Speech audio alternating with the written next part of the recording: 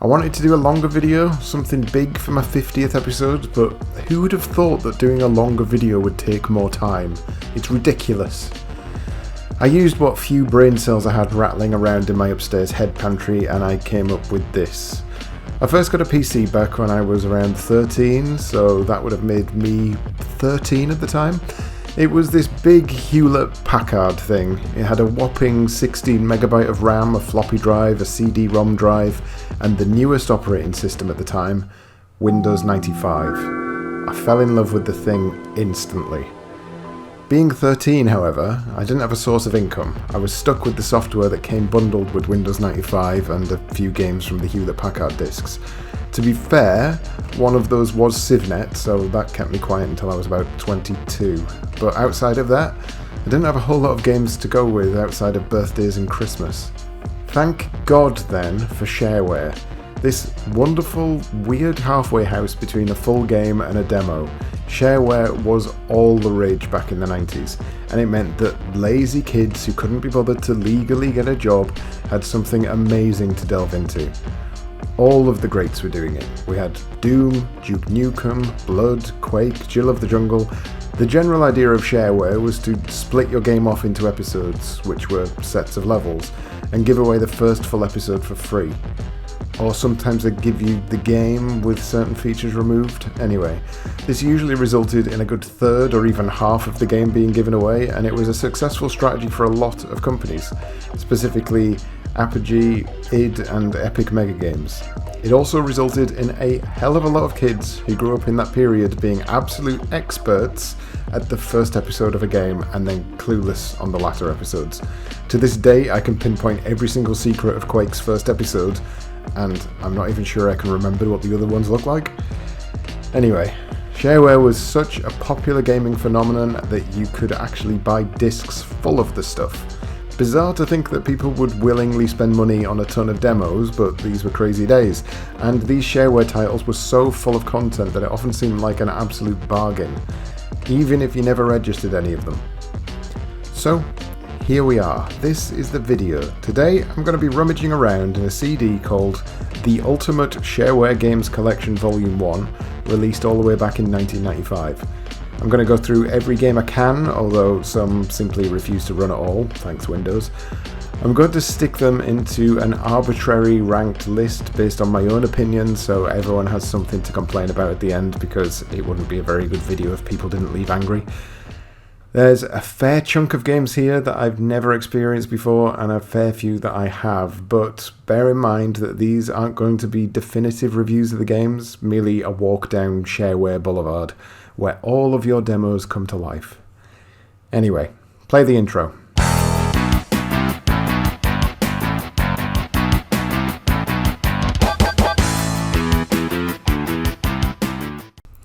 So, we're starting off with Jill of the Jungle, and this is one I definitely experienced back in the 90s, although I can remember very little about it.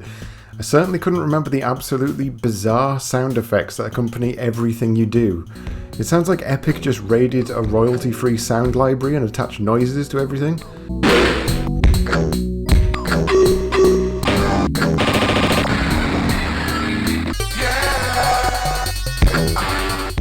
Regardless, Jill of the Jungle is an easy game to slip back into. It looks relatively simple by today's standards, but there's a decent amount of interesting level design here.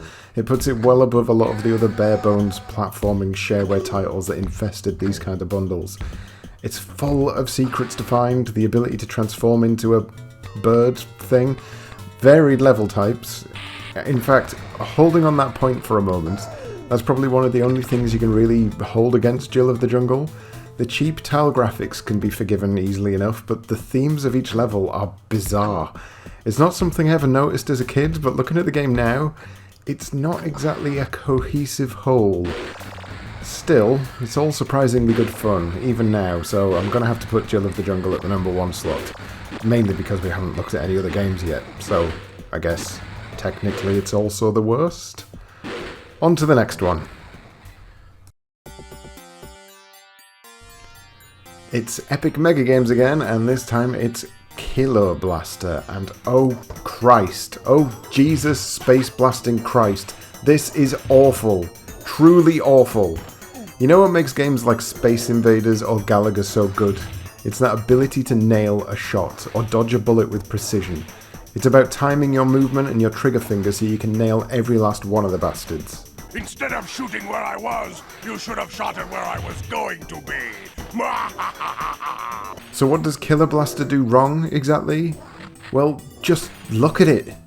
Aliens fly around the screen with such spastic motion that hitting anything is an absolute crapshoot.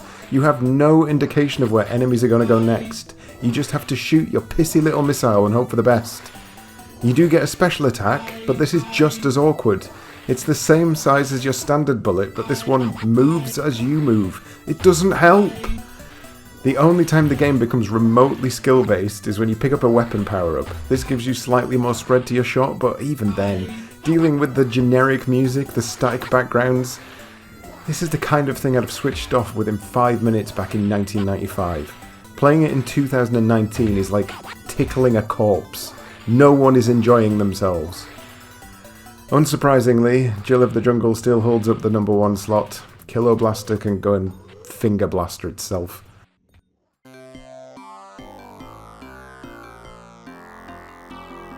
Third on the list, it's Epic Mega Games again, and this time we've got something really derivative with Zargon, or Hexagon, or something. The instructions state that Zargon is a high-energy game filled with incredible animation and breathtaking scenery. It's fun to write your own press releases, but it's even more fun to big up your lead character.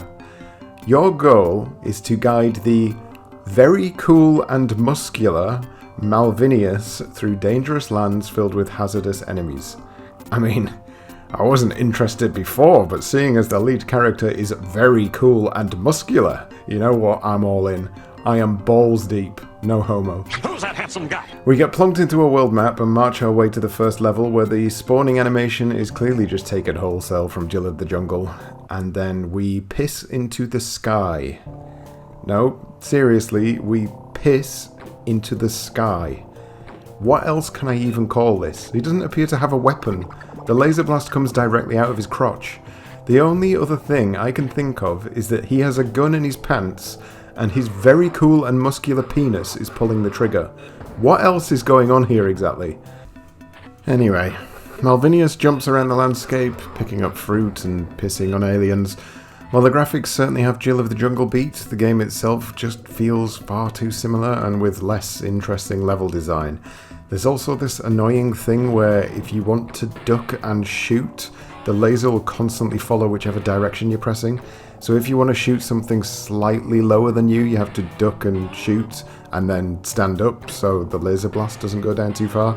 It sounds minor, but it's a really stupid issue to have to deal with anyway. At some point, Malvinius upgrades his penis so it fires blood instead of piss, but even that wasn't quite enough to lift this one out of mediocrity. Not a bad game at all, but they barely built on the foundations of the game that had come before it. Outside of some improved graphics, this is the same shtick. I'm going to slap this one right in the middle. It's certainly nowhere near as bad as Killer Blaster, but I think Jill of the Jungle just has a bit more going on. Not as very cool or muscular as I would have liked overall. Next game, it's Epic Mega Games again, and with a prequel to their Xbox 360 cover shooter Gears of War, it's Adventure Math. Ha! It's not a prequel to Gears of War at all. What a jape. Anyway, why does it look like this mouse has pissed itself? There's not really that much to say about Adventure Math. You get to choose addition or subtraction, which is a little bit exciting, I suppose. I went with addition because I really like the Swedish flag. After playing for a while, I started entering wrong answers just to see if there was any sort of fail state, and it didn't appear there was one, so you basically just do maths for a bit. Don't be lulled into a false sense of security though, because once that's done, you have to be some sort of hyper genius. I didn't even have time to read the bloody questions before I panicked, or died and panicked. You control a spaceship along the bottom of the level, and these rapid bastards bounce around the screen. You're supposed to line up to the correct answer and shoot, but you get hit so quickly and so often I could barely get anywhere. It's like trying to do a maths exam while the teacher repeatedly throws chairs at your head. How the hell am I supposed to do addition this way? It's too much!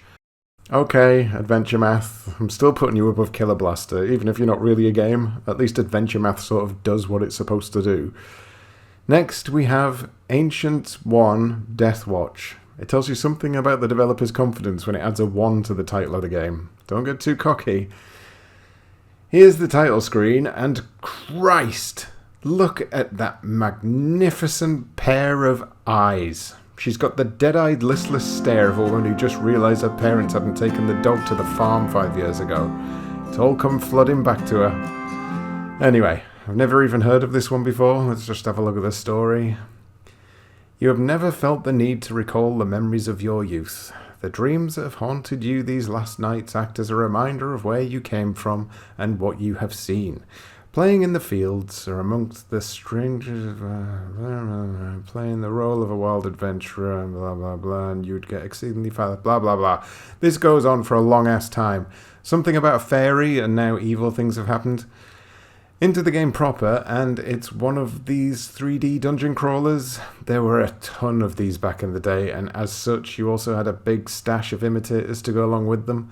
For every eye of the beholder we had 5, maybe 10 games much like this one. Look, for the short time I played it, I can't really put a proper label on whether it's good or not. It seems serviceable enough, or at least it did, until I entered a city, wandered around for ages with nowhere to go, and then got stuck in a menu. I used to love games like this back in the day, mainly because I didn't have access to any of the genuinely good stuff, so I played tons of just serviceable enough RPGs, but I just don't have the attention span for them now. Randomized combat spawns, turn-based battles, and mapless wandering, it's enough to send shivers up my spine these days. Looking at reviews from back in the day, it seemed to receive poor to fair reviews, so I'm not sure I'm missing out on too much. Still, it looks okay enough. The interface is nice and clean, and we have a guy called Kent with a fancy moustache, and it's still better than Adventure Math, so there we go. If you owned this back in the day and it's some sort of forgotten classic that I really should know more about, be sure to let me know. Next we have Argo Checkers. Well, it's checkers. It's checkers without any computer opponents, because those are only available in the registered version of the game. I decided to see if I could beat myself, and turns out I can. So that's nice. Anyway, graphically it's pretty nice, and I suppose if I wanted to invite a friend round to play a game from 1995, well, first they'd ask why, and then I'd tell them, I don't know, and then I'd tell them it was checkers, and they'd probably go, nah, I'm just going to stay in. So, all in all, still better than Adventure Math.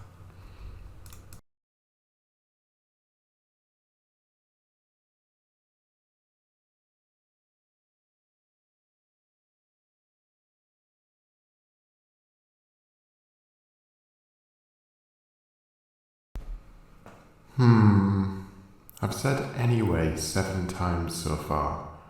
Is that too much? That's more than one every 2 minutes. What if everyone thinks I don't own a thesaurus? I do own a thesaurus.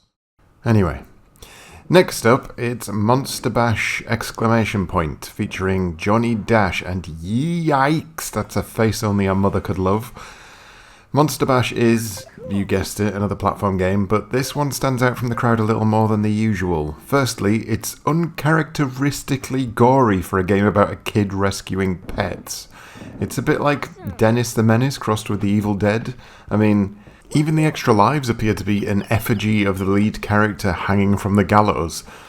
Spikes and spear traps are oozing with blood, knives are being chucked at you, enemies explode on death. It's pretty awesome. As mentioned, your goal here is to explore the levels to find all the caged animals and shoot the locks off with your trusty catapult.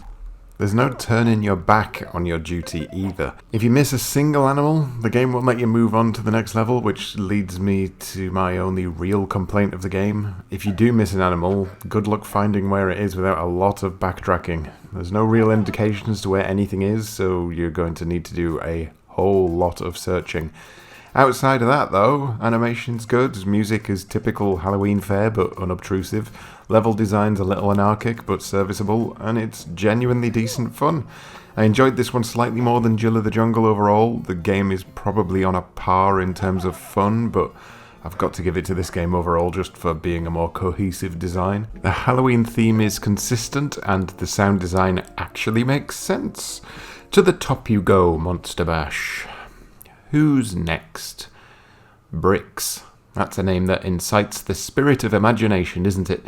Look at that fancy X for war. So, Bricks is a puzzle game, but it's not a particularly fast one. Even though the instructions tell you that you need to act quickly, it's practically impossible to act quickly. The game, by definition, is slow. The animations are slow. Moving pieces is slow. The clock pauses every time an animation runs. It's slow. And it's not particularly fun either. I'm not a big fan of tile-moving games. For me, I'm either bored because it's too easy, or I'm frustrated because my brain can't work it out. There is no in-between. Couple this with the slow pace and I'm done. I'm going to put this one just above Checkers, but if I had a friend who wasn't my left hand, I'd put it below Checkers. That's a pretty grim accolade to hold, but so be it, Bricks. Know your place. Next, we have Blake Stone, Aliens of Gold, and guys, this one is a PG-13, so just be wary because it contains some extremely mild gore. This is a standard FPS in the vein of Wolfenstein 3D, and I'm not sure if this is just me or if this is the passage of time in full effect, but this feels wonky as all hell to control. The camera moves at really odd angles. It's not a full range of movement, so lining yourself up with enemies in the heat of battle is nothing short of agonizing. On the plus side though, enemy variety is nice, and they've managed to pack a surprising amount of variety into the tile set.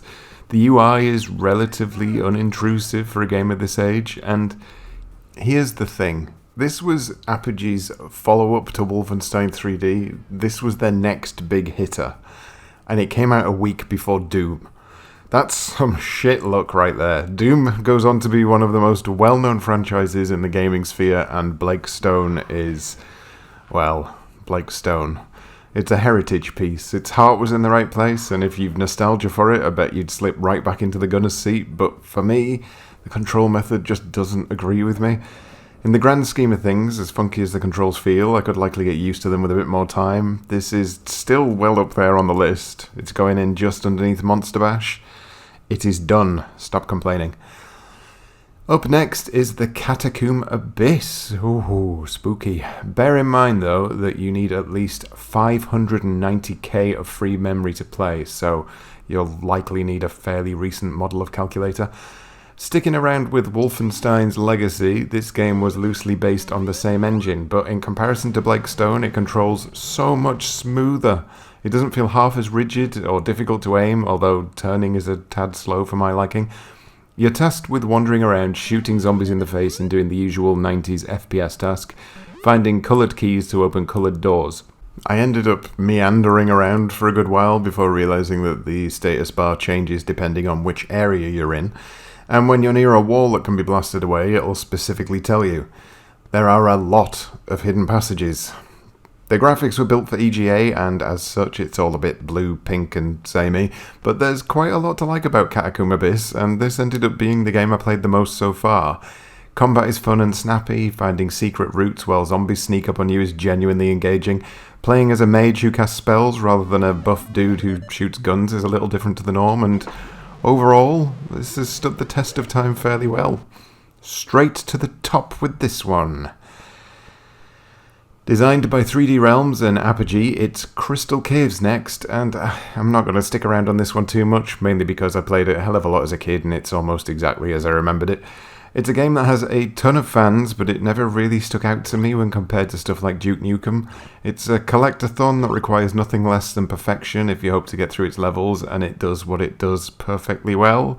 It controls better than Jill of the Jungle ever did, and it looks a lot better to boot, but for whatever reason, I've always preferred the Jills and Dukes of the Shareware library.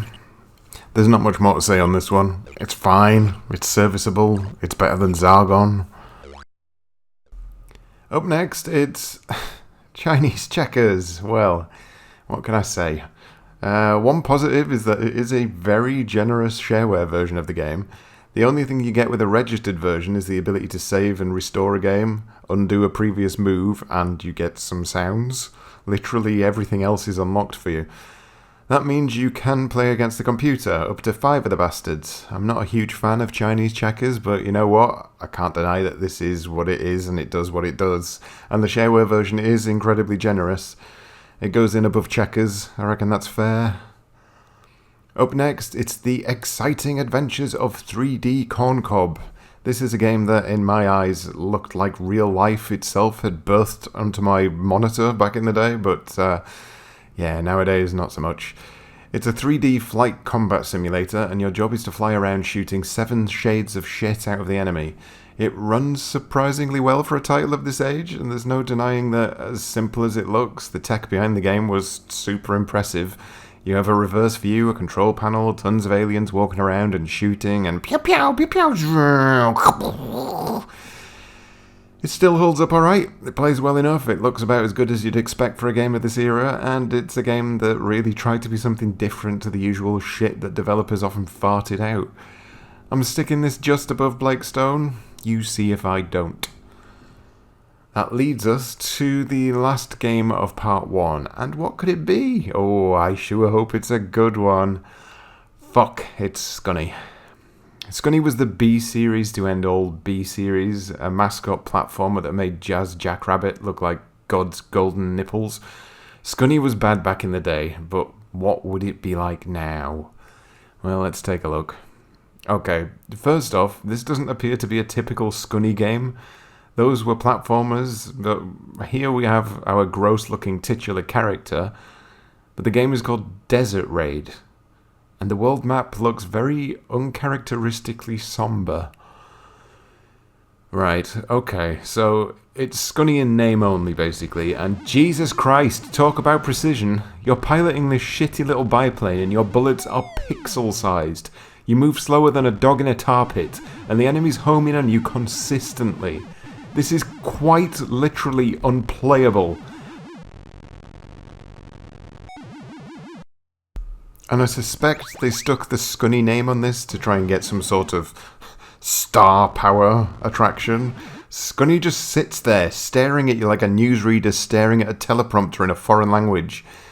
This game puts Scunny lore in a very weird place. In Scunny's fantastical platforming make-believe world, there is also a Gulf War going on. And Scunny has just been shot down and killed by rampaging Arabs, his soft squirrel fur burning in the wreckage of the crash. What the hell, man? What the hell?